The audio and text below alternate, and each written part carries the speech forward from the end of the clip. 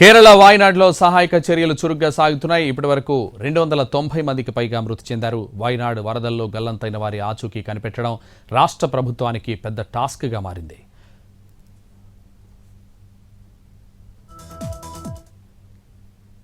ముందక్కైలో మోకాల లోతు పేరుకుపోయిన బురదలో రెస్క్యూ ఆపరేషన్ సాగించడం సవాల్గా మారింది. దీనిపై మరింత సమాచారం వాయనాడ్ నుంచి మా ప్రతినిధి కార్తీక్ ఎక్స్క్లూజివ్గా అందిస్తారు.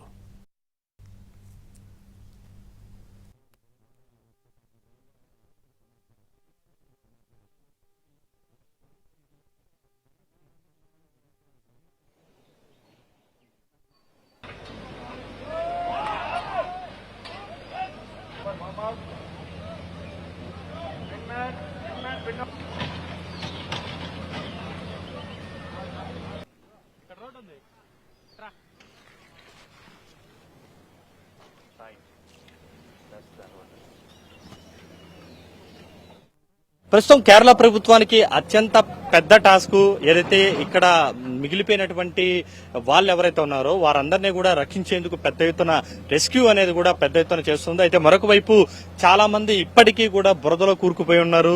ఇప్పటికీ కూడా బ్రిడ్జ్ పూర్తి కాకపోవడంతో మొత్తం కూడా ఆ పక్కన ఏదైతే ముండక్కై ప్రాంతం మొత్తం కూడా ఉండిపోయినటువంటి పరిస్థితి. దానికోసం అని చెప్పి కేరళ ప్రభుత్వం ప్రస్తుతం ఒక నిర్ణయం కూడా తీసుకునింది. అదే మేజర్ జనరల్ ఇంద్రబాలన్ సహాయం తీసుకోబోతున్నారు. ఆయన కూడా ఏదైతే బురదలో కూరుకుపోయినటువంటి వారి వివరాలను సేకరించాలి, మానవులు ఎక్కడ ఏ స్థాయిలో ఎక్కడ ఉన్నారు అనే దాన్ని కూడా చూడబోతున్నారు. సో ప్రస్తుతం ఇక్కడ ఏదైతే బురద ఉందో ఈ బురద మొత్తం కూడా చుట్టుపక్కలంతా కూడా మొత్తం బురదే ఉండిపోయిందని చెప్పవచ్చు. ఈ బురద కింద ఇంకా చాలా మంది వందలాది మంది ఉన్నారు అనేది మాత్రం కేరళ ప్రభుత్వం భావిస్తూ ఉంది. అందుకే ప్రస్తుతం ఏదైతే మేజర్ జనరల్ గా ఉన్నటువంటి ఇంద్రబాలన్ సహాయాన్ని తీసుకోబోతున్నట్టుగా కూడా కేరళ సీఎం కూడా చెప్పడం కూడా జరిగింది. ఎందుకంటే ఏ స్థాయిలో బురద ఉంది అంటే మొత్తం కూడా అడుగు పెడితే మొత్తం కూడా అడుగు లోపలికి వెళ్ళిపోతున్నటువంటి పరిస్థితి. సో ఈ స్థాయిలో బురద ఉన్నటువంటి నేపథ్యంలోనే చాలా జాగ్రత్తగానే అడుగులు వేయాల్సినటువంటి పరిస్థితి. అయినప్పటికీ కూడా ఎన్టీవీ టీం మొత్తం కూడా మా టీం మొత్తం కూడా ఎంతో రిస్క్ చేసి మీకు అందరికీ కూడా ఇక్కడ ఉన్నటువంటి పరిస్థితిని వివరించే ప్రయత్నం చేస్తాను. ఈ కర్ర వద్దులండి, ఇక్కడ చూపిస్తాను చూడండి మీకు. ఈ కర్రతో ఏ స్థాయిలో మొత్తం లోతు అనేది ఉందనేది కూడా సో గుచ్చితే దాదాపు కూడా లోపలికి వెళ్ళిపోతున్నటువంటి పరిస్థితి. 5-6 అడుగులు కూడా లోపలికి వెళ్ళిపోతూ ఉంది. ఏ స్థాయిలో లోపలికి వెళ్తుందనేది కూడా బురద ఏ స్థాయిలో ఉంది అనేది కూడా మీకు అర్థమవుతుంది. చూడొచ్చు, గుచ్చుతున్నంత కొద్దీ ఇంకా లోపలికి వెళ్తూనే ఉంది. సో ఈ స్థాయిలో బురద ఉన్నటువంటి క్రమంలో మొత్తం కూడా కొన్ని చోట్ల మొత్తం కూడా 6 అడుగుల పైన కూడా ఉంది. సో ఈ నేపథ్యంలోనే వందలాది మంది ప్రజలు ఇంకా కూడా కింద భూమి కింద ఉండిపోయారనేటువంటి అనుమానాలైతే కేరళ ప్రభుత్వం వ్యక్తం చేస్తుంది.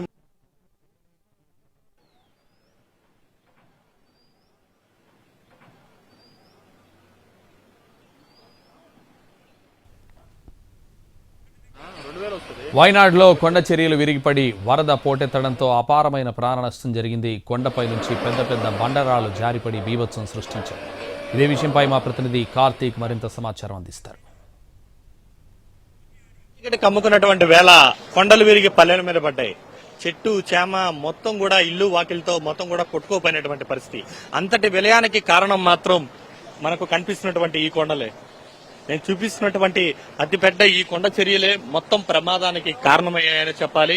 మొత్తం ఏదైతే ఈ యొక్క పచ్చని కనుమల్లో ఉన్నటువంటి ఈ ప్రాంతంలో ఉన్నటువంటి పల్లెల మీద విరుచుకుపడ్డాయి. ఒక్కసారిగా పైనుంచి ఏదైతే భారీ వర్షం కారణంగా కురిసినటువంటి వరదలకు కావచ్చు, వచ్చినటువంటి వరదలకు కావచ్చు, వాటన్నిటి వల్ల పూర్తి స్థాయిలో ఈ యొక్క రాళ్లన్నీ కూడా ఏదైతే మనకు కనిపిస్తున్నటువంటి కిలోమీటర్ ప్రాంతం మొత్తం కూడా ఈ యొక్క ఏదైతే పెద్ద పెద్ద బండరాళ్లే కనబడుతూ ఉంటాయి.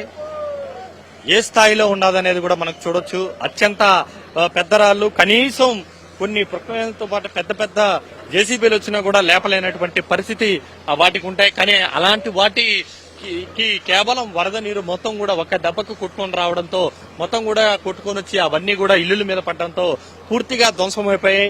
ఇక్కడ ప్రస్తుతం మనం చూస్తున్నటువంటి ప్రతి రాయి కింద కూడా ఒక ఇల్లుందంటే మీరు ఖచ్చితంగా నమ్మి తీరాలి. ఎందుకంటే అలాంటి పరిస్థితి, అలాంటి వైపరీత్యాన్ని ఏదైతే ప్రకృతి మిగిల్చిందనే చెప్పాలి, ఏదైతే ఈ వరదలు మిగిల్చాయనే చెప్పాలి. ఈ వైపు చూసుకుంటే మొత్తం ఇల్లులన్నీ కూడా ఇప్పటికే పోయినటువంటి పరిస్థితి.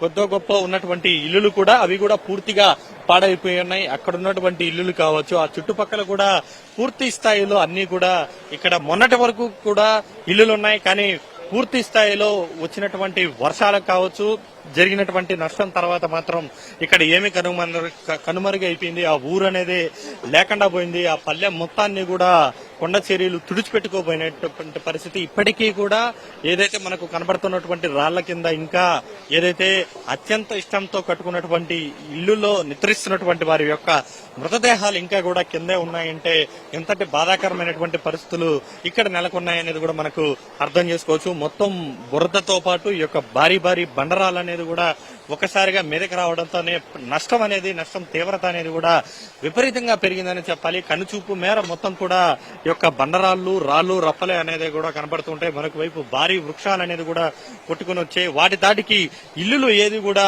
నిలబడలేనటువంటి పరిస్థితి ఏర్పడింది. ప్రస్తుతం నేను ఏదైతే ఇక్కడ నిలబడుకొని ఉన్నానో ఇది కూడా నేనున్నటువంటి ప్రాంతం కూడా ఒక ఇల్లే. ఆ ఇల్లును కూడా మొత్తం కూడా కోసేసినటువంటి పరిస్థితితో ఇల్లు అనేది కూడా మనకు కనబడుతుంది. మొత్తం ఇది కూడా ఇల్లే. ఆ ఇల్లు మొత్తం కూడా పూర్తిగా ధ్వంసమైనటువంటి పరిస్థితి. ఏదైతే వస్తున్నటువంటి వర్షానికి ఏదైతే బండరాల దెబ్బకు మొత్తం కూడా కొట్టుకోబోయాయి, దాని దెబ్బకు మొత్తం కూడా తిరిగి అటువైపు వెళ్లలేనటువంటి పరిస్థితి ఏర్పడింది. ప్రస్తుతం సహాయక చర్యలు అయితే వేగంగా కొనసాగుతున్నాయి. ఇప్పటికీ కూడా ఇంకా ప్రాణ నష్టం అనేది కూడా ఇంకా పెరిగేటువంటి అవకాశాలు అయితే ఎక్కువగా ఉన్నట్టుగా కూడా తెలుస్తుంది. ఇప్పటివరకు కూడా దాదాపు 270 మంది చనిపోవడం కూడా జరిగింది. ఇలా పచ్చని పల్లెల మీద ఏదైతే రాళ్లు, రప్పలు మొత్తం పెద్ద ఎత్తున నష్టాన్ని మిగిల్చిందని చెప్పాలి. వాటి కారణంగా వచ్చినటువంటి కొండ చర్యలు విరిగిపట్టడంతో వచ్చినటువంటి ప్రభావంతోనే ఇంతటి పెను ముప్పుకు కారణంగా మారిందని చెప్పాలి. కెమెరా పర్సన్ చంచయ్యతో కార్తీక్ అంటవి, వాయనాడ్ నుండి. ఆన్ చేశానా ఉందన్నా 2000 వస్తుంది కొడితే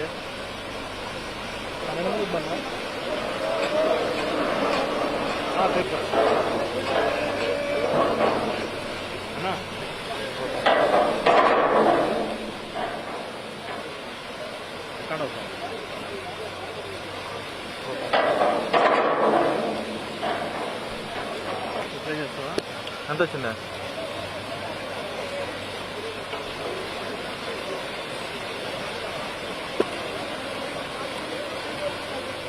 అంటుంది మాటలే పెట్టు, మాటలే పెట్టు.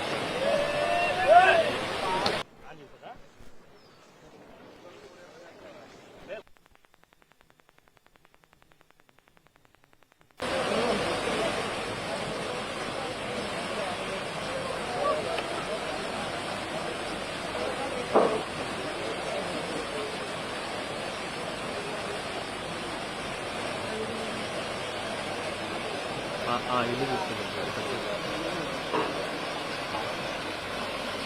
అన్నా, ఆన్ చేశానా ఉందన్నా 2000 వస్తుంది కొడితే